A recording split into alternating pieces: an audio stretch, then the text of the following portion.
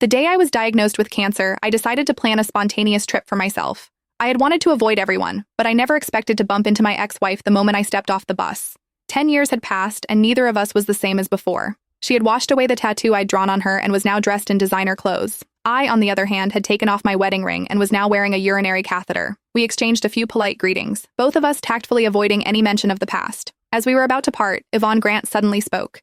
"Nick, do you still hate me?" I gently shook my head and replied frankly, "I stopped hating you a long time ago. I simply didn't have the energy or the time for hatred anymore. In the last moments of my life, I just wanted to see the cosmos flowers blooming across the grasslands." Winter arrived early in this region, and the August wind already carried a biting chill. Our car hadn't arrived yet, and Yvonne glanced down at me before silently unwrapping her scarf and draping it over my shoulders. The scent of perfume mixed with cigarette smoke washed over me. It was Harvey Scott's signature scent. I sneezed, politely declining Yvonne's offer. "No need to be so polite, I'm allergic to cigarette smoke." Yvonne seemed a little surprised. "Isn't your favorite?" She trailed off, stunned for a moment, and took the scarf back without another word. Instead, she just quietly tilted her umbrella slightly more in my direction. We're long past the age of recklessly getting soaked in the rain together, and we've also lost the right to share an umbrella. I didn't want to linger with Yvonne any longer, so before she could speak again, I quickly ducked into the taxi waiting nearby. The taxi driver, who had been watching us while cracking sunflower seeds, joked with a laugh.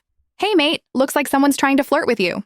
She's a pretty one. Aren't you going to consider it? She's been looking back at you ever since she left the station until you got into the car." I took 2 pills from my bag and shoved them into my mouth, answering somewhat indistinctly, "No, I'm not considering it. That woman is my ex-wife. We divorced 10 years ago."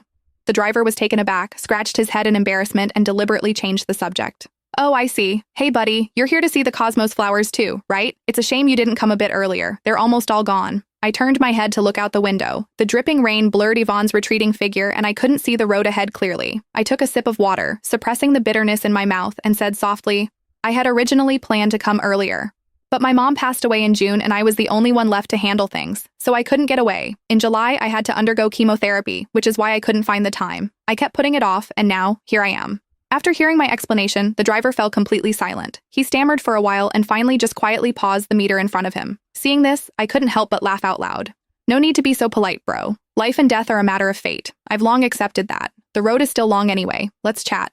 Ever since I got sick, everyone looks at me with pity. They felt sorry that someone my age got struck with this disease and that I have no one by my side to care for me. Actually, I didn't really care anymore. I figured it out when Yvonne and I got divorced that year, that life was just like this. Whether it's good or bad, you have to live it. You didn't get to choose. The driver gave a forced smile and nodded awkwardly. After much hesitation, he cautiously asked, "Well, young man, why did you and your ex-wife get divorced?"